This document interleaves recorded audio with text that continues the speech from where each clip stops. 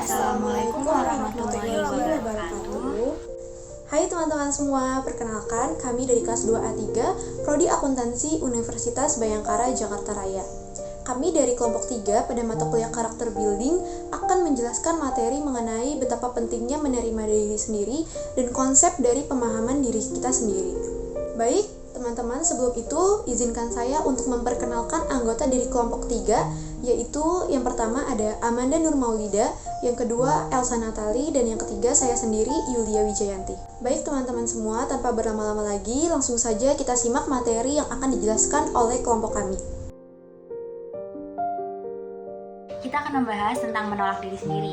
Jadi, menolak diri sendiri adalah sikap tidak menerima kenyataan sendiri, menyesali diri sendiri, membenci diri sendiri, dan tidak jujur kepada diri sendiri. Nah, pasti ada dong alasan yang membuat seseorang itu menolak dirinya sendiri. Yang pertama itu ada rasa kecewa terhadap dirinya sendiri. Contohnya ketika seseorang melakukan suatu kegiatan, ternyata hasilnya itu tidak sesuai dengan apa yang diharapkan atau gagal. Kemudian dia kecewa terhadap dirinya sendiri, dia terpuruk. Padahal tidak semua orang yang di dunia ini jika melakukan suatu kegiatan, hasilnya pasti bakal selalu berhasil. Jadi, kegagalan itu merupakan suatu hal yang wajar dalam hidup ini. Nah, yang kedua itu ada rasa tidak puas terhadap dirinya sendiri, terhadap apa yang dia miliki, terhadap tubuhnya. Contohnya itu insecure. Nah, insecure ini sering terjadi kepada orang-orang pada umumnya. Nah, perlu kalian ketahui, kalau misalkan insecure itu tidak selalu berasal dari dirinya sendiri loh. Ternyata insecure itu bisa datang dari orang lain. Contohnya ketika kita tuh dibanding-bandingkan dengan orang lain itu hasilnya bisa seperti ini loh. Kenapa kalian tidak bisa seperti ini? Nah, hal-hal itu yang membuat orang itu cemas, terus gak percaya diri dan gak puas atas apa yang dia milikinya. Nah, pada akhirnya dia itu menolak diri sendiri karena ada rasa tidak nyaman dan rasa tidak percaya akan omongan orang lain itu terhadap dirinya. Oke, setelah tadi ada pengertian menolak diri sendiri, kemudian ada alasan kenapa seseorang menolak dirinya sendiri. Sekarang itu ada apa sih dampak negatif dari penolakan tersebut terhadap diri kita sendiri? Yang pertama itu ada tidak jujur kepada diri sendiri. Ketika kita melakukan suatu kegiatan untuk menyenangkan orang lain, padahal kita tidak nyaman akan hal tersebut. Kenapa sih kita tidak bisa jujur kepada diri kita sendiri? Padahal dengan kita jujur terhadap diri kita sendiri, kita jadi tahu apa sih kekurangan yang harus kita perbaiki, apa sih yang perlu kita tunjukkan kepada orang lain. Jadi kita tidak perlu melakukan suatu kegiatan yang kita tidak suka hanya untuk memenuhi ekspektasi orang lain terhadap kita. Lalu yang kedua itu ada menyembunyikan kegagalan.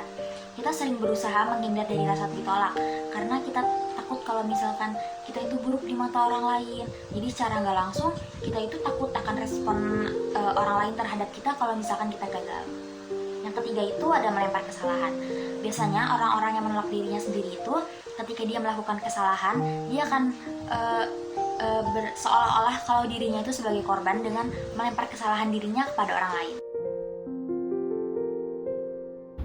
Ciri-ciri orang yang belum bisa menerima dirinya sendiri atau menghargai diri sendiri itu yang pertama, selalu merasa tidak cukup baik dengan penampilannya atau potensinya gitu. Jadi dia tuh merasa kalau dia tuh kurang mulu, ada kekurangannya mulu. Padahal sebenarnya orang lain yang menilai kan, bukan diri kita sendiri. Karena patokan kita tuh selalu melihat orang-orang yang lebih baik, lebih cantik, lebih wah, lebih mewah gitu kan. Tapi padahal sebenarnya orang lain itu melihat kita tuh kayak udah pas, udah tepat, udah spesial gitu. Terus yang kedua selalu membandingkan diri kita dengan orang lain. Ini salah satu yang sangat-sangat sering banget ya dilakuin orang-orang gitu, karena selalu merasa dirinya tuh kayak di bawah mulu. Ngelihat orang tuh kayak hebat, ngelihat orang tuh keren, ngelihat orang cantik, ngelihat orang ganteng.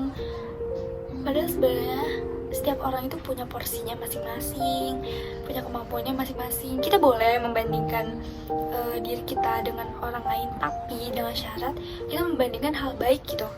Contoh,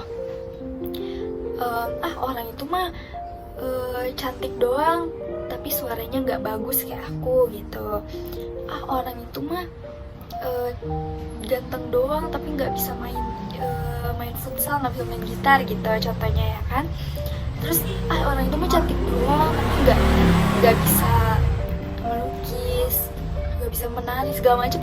Pasti kita tuh di saat kita punya kelemahan, di kelemahan kita tuh, tapi padahal kita tuh punya kelebihan yang orang lain tuh nggak punya. Setiap orang tuh udah diporsiin masing-masing. Kayak orang ini cantik, orang ini pintar, orang ini bisa suaranya bagus gitu, bisa nyanyi, orang ini bisa melukis gitu.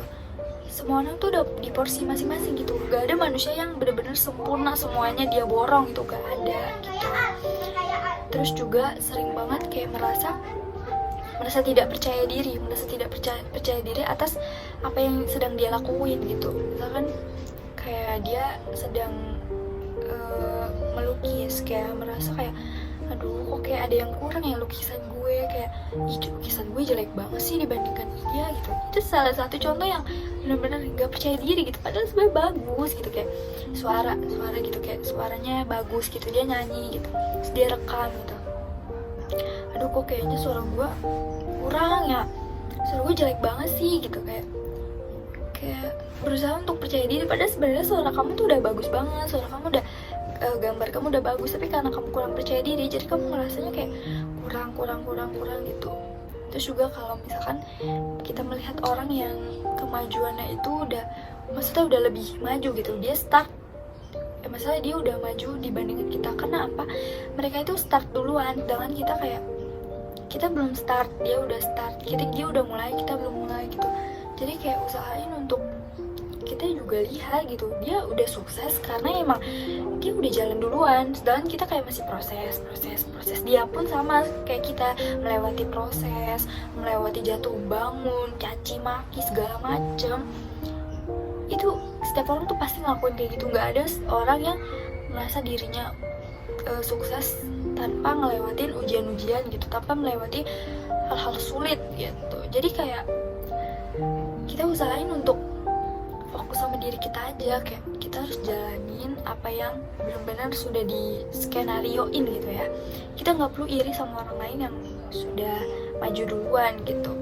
Jadi kayak bener-bener buang-buang waktu aja kalau misalkan mikirin orang lain. Kayak kita mikirin diri kita aja sendiri gitu. Kalau kurang lebihnya sih dari aku tuh kayak gitu. Nah teman-teman, dari ciri-ciri yang tadi aku mau kasih cuplikan nih contoh dari teman kita yang merasa belum bisa menerima dirinya sendiri atau belum bisa menghargai diri sendiri. Mari kita simak ya dan dengarkan nasihatnya. Assalamualaikum, Ca. Waalaikumsalam, Jul. Di rumah nggak? Iya di rumah, kenapa? Enggak, lagi mau cerita aja. Oh gitu, boleh. Gimana ya? Tapi nggak ganggu lu kan? Enggak kok, santai aja. Jadi gini, Ca. Gue sekarang ngerasa diri gue nggak guna aja. Kayak banyak banget kurangnya. Dari nyoba hal-hal baru aja tuh gue takut. Bahkan gue sering banget ngerasa insecure. Karena gue ngerasa gue gak ada apa-apanya dibanding yang lain. Iya, hidup gue tuh stuck kayak gini-gini aja. Sedangkan orang lain tuh udah tahu tujuan mereka mau jadi apa tuh mereka tahu gitu. Dan bahkan di sini, di posisi gue sekarang, gue masih belum bisa paham sama diri gue. Gue ragu loh sebenarnya sama diri gue, Cak. Gue tuh punya potensi apa enggak sih sebenarnya? Gue mau minta masukan lu aja, Cak. Gue harus gimana?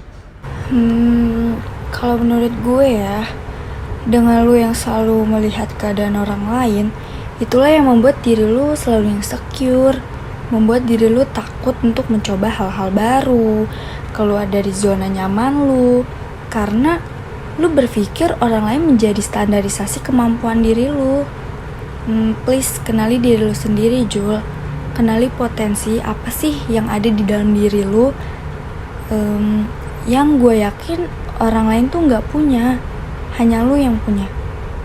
Berusaha untuk percaya diri, ini hal yang paling utama ya, Jul. Dan jangan pernah membandingkan diri lu dengan orang lain. Gak perlu juga kita iri dengan kemampuan atau pencapaian orang lain yang sudah cukup jauh dari lu. Gue percaya kok kita gak tertinggal, kita hanya masih memikirkan prioritas yang lain. Kita sudah dewasa, banyak tujuan-tujuan yang kita capai. Mungkin urutan tujuan lo dengan tujuan orang lain itu berbeda. Tujuan yang dicapai orang lain di note lo itu hal nomor 2. Menurut gue sabar aja sih, semua butuh proses kok. Hidup kita tetap jalan, gak akan berhenti. Lu akan terus berproses menurut goals yang sudah lu catat, assessment yang sudah lu harapkan. Jadi jangan pernah ragu untuk mencoba hal-hal baru, Jul. Kemampuan kita semua udah di porsi masing-masing. Jalan hidup pun sudah ada skenarionya. Kita tinggal jalanin aja, ikut kemampuan takdir. Tetap semangat ya, Jul. Pokoknya jangan hiraukan orang-orang yang beranggapan negatif sama lo.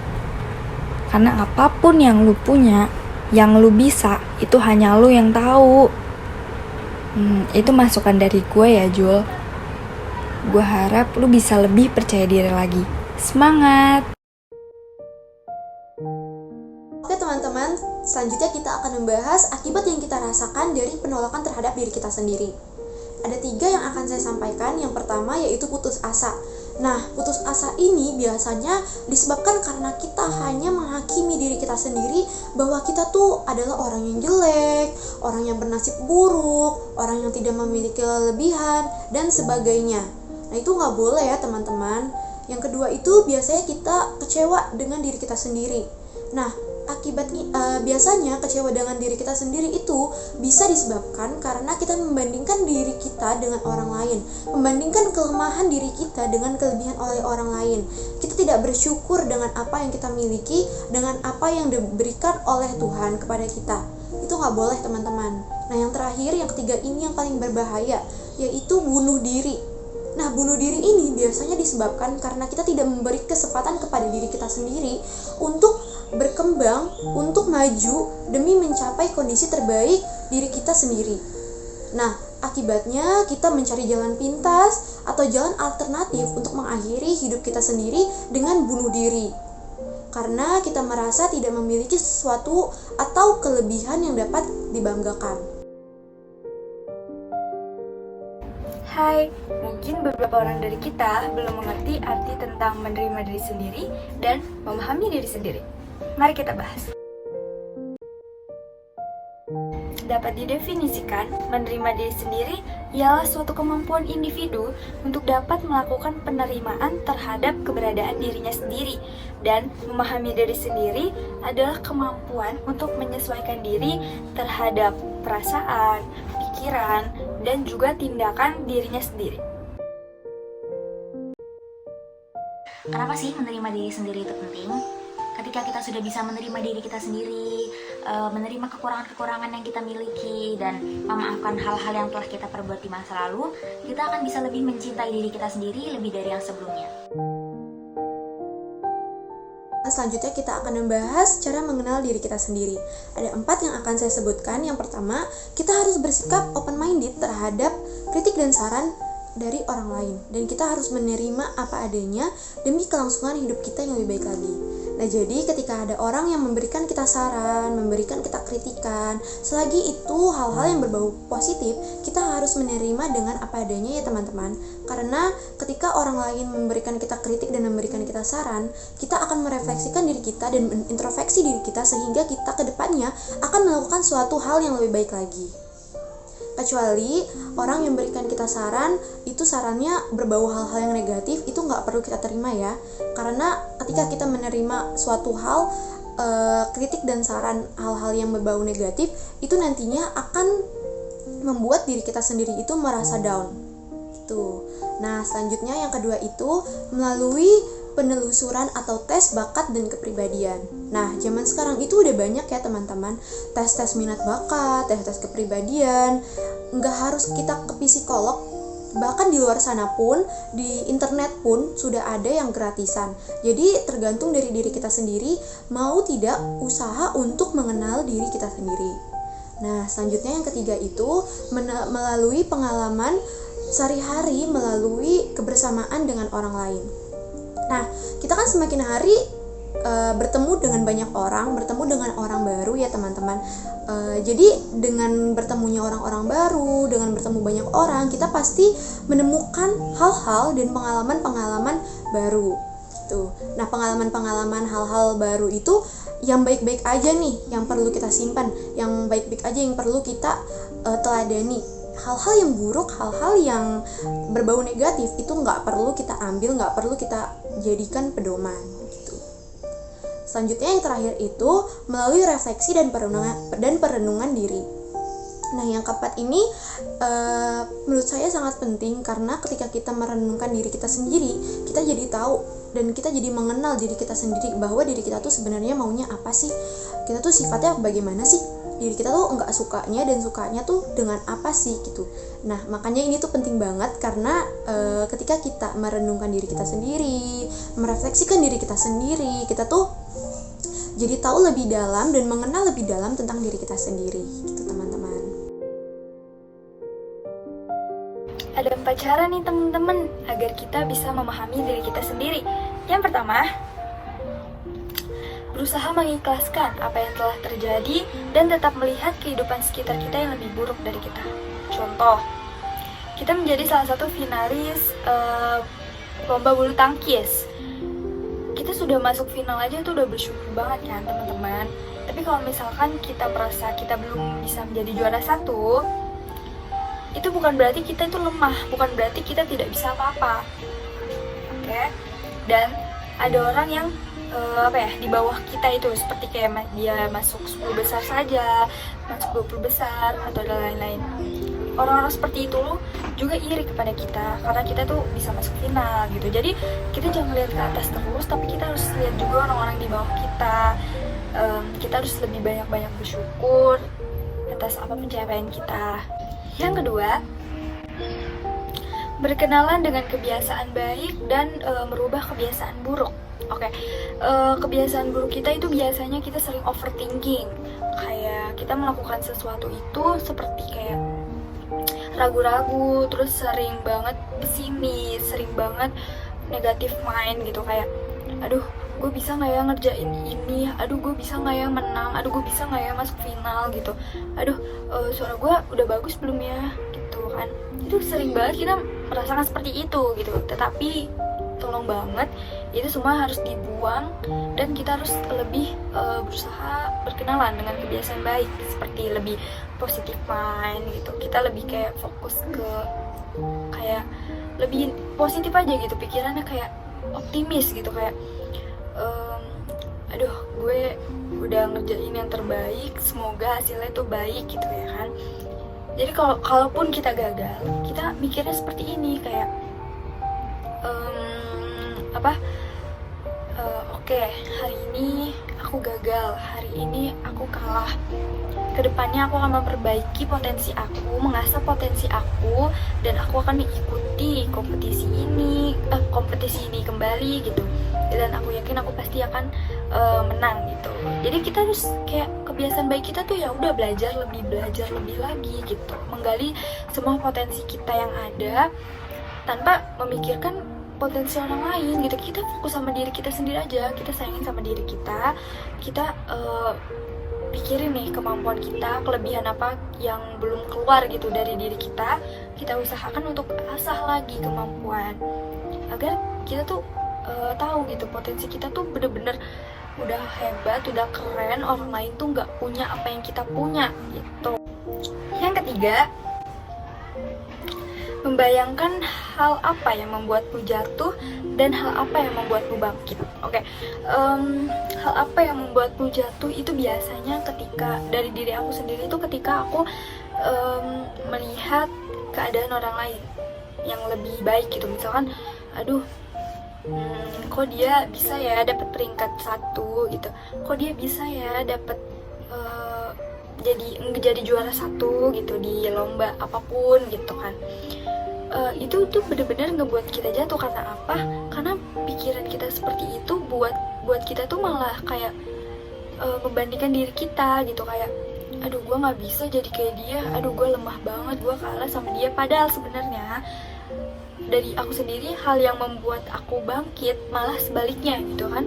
Kayak aku lihat nih orang itu kayak wah keren banget dia dapat peringkat 1, wah keren banget dia juara 1, wah keren banget dia bisa suaranya bagus, keren banget bisa gambar gitu, bisa melukis. Nah dari diri aku tuh kayak aku berusaha untuk wah gue harus bisa kayak dia juga nih. Bukan berarti kita menjadi orang lain, tapi kita menjadi diri kita sendiri, tapi orang lain itu menguatkan kita loh, menguatkan pikiran kita untuk jangan kalah sama dia, jangan jangan mau jangan mau terkalahkan sama pikiran-pikiran negatif kita gitu loh. Jadi kita berusaha untuk lebih baik, lebih bangkit lagi. Jadi kita bisa gitu bersaing sama orang-orang di luar sana yang benar-benar hebat gitu. Padahal sebenarnya kita juga hebat, tapi bedanya kita masih terpuruk gitu sama pikiran-pikiran negatif yang mikir kalau kita tuh nggak bisa apa-apa. Tapi sebenarnya karena kita wajib mengasah kemampuan kita jadi bisa gitu bersaing sama orang itu. Kita jadi kayak wah gue harus bisa kayak dia gitu, wah gue nggak boleh nih kayak gini terus gitu kan. Jadi kita kayak wah bangkit banget kan, bangkit buat belajar, bangkit buat memperbaiki mindset gitu kan. Jadi kayak berusaha untuk positif aja, positif. Diri kita tuh sebenarnya punya potensi yang lebih gitu. Itu sih cara aku untuk menguatkan aku dari pikiran-pikiran negatif dan bisa bersaing dengan orang lain gitu. Jadi jangan mau terkalahkan sama hal negatif, pikiran negatif, dan jangan mau terkalahkan sama orang-orang di luar sana. Kita harus kasih tunjuk sama orang-orang kalau misalkan diri kita tuh juga bisa bersaing dengan mereka gitu. Dan yang terakhir, memikirkan kemajuan apa yang sudah kamu dapatkan dalam diri kamu. Ya gak usah jauh-jauh lah ya, gak usah ya hal-hal besar gitu. Kalau kayak misalkan di dalam sekolah kamu mendapatkan nilai yang baik, mendapatkan peringkat 10 besar gitu, itu udah keren banget. Terus kalau misalkan kamu bisa membeli sesuatu apa yang kamu inginkan dengan uang kamu sendiri, dengan tabungan kamu sendiri, itu juga termasuk apresiasi diri kamu kan terhadap diri kamu sendiri. Kayak kasih reward gitu, kamu mau makan banyak gitu, itu udah pokoknya udah keren banget sih. Hal apapun yang kamu dapatkan saat ini itu harus banyak-banyak kamu syukuri, karena itu termasuk termasuk hadiah gitu, hadiah untuk diri kamu sendiri, karena kamu sudah mau belajar, sudah mau mengasah potensi kamu. Pokoknya jangan jauh-jauh dari kata bersyukur. Selanjutnya saya akan menjelaskan bagaimana sih, apa sih tanda jika kita sudah mencintai diri kita sendiri. Ada 5 yang akan saya sebutkan. Yang pertama, kita tidak merasa terintimidasi oleh semua anggapan negatif terhadap diri kita sendiri. Nah contohnya, jika ada orang yang beranggapan negatif terhadap diri kita sendiri, seperti, ih dia tuh jelek banget ya, ih dia tuh bodoh banget ya, ih dia tuh baperan banget ya, kita tuh tidak merasa terintimidasi, karena kita tuh paling tahu diri kita tuh siapa, kita tuh paling tahu diri kita tuh sifatnya bagaimana. Jadi walaupun orang-orang berkomentar, kita tuh tidak merasa terintimidasi, karena pada dasarnya kita sudah tahu nih sifat dan diri kita tuh sebenarnya siapa sih gitu. Nah yang kedua ini, kita bisa mengetahui potensi diri yang telah kita miliki. Nah kita tuh, jika teman-teman semua tahu kelebihan, kekurangan, potensi, bakat yang telah kalian miliki, itu tandanya kalian sudah mengetahui dari arti mencintai diri kalian sendiri. Nah selanjutnya yang ketiga itu, kita cenderung memiliki positive mind. Contohnya, kita tuh selalu berpikir baik, berpikir positif, dan berprasangka baik terhadap orang lain. Nah yang keempat, kita mampu melihat dunia dari sisi yang lebih luas dan senang menjadi bagian penting di dalamnya. Yang terakhir, yaitu menularkan aura positif kepada orang-orang sekitar. Nah jadi ketika kita bertemu dengan banyak orang di luar sana, terus orang itu belum mencintai dirinya sendiri, kita pasti akan menyemangati dan mensupport sistem dia untuk mendorong lebih keras supaya dia tuh mencintai diri dia sendiri. Nah itu sama aja kita memberikan aura-aura positif terhadap orang sekitar. Sekian materi dan penjelasan yang disampaikan oleh kelompok kami. Saya berharap materi dan ilmu yang kelompok kami sampaikan bisa bermanfaat bagi teman-teman semuanya, baik masa sekarang dan masa yang akan datang.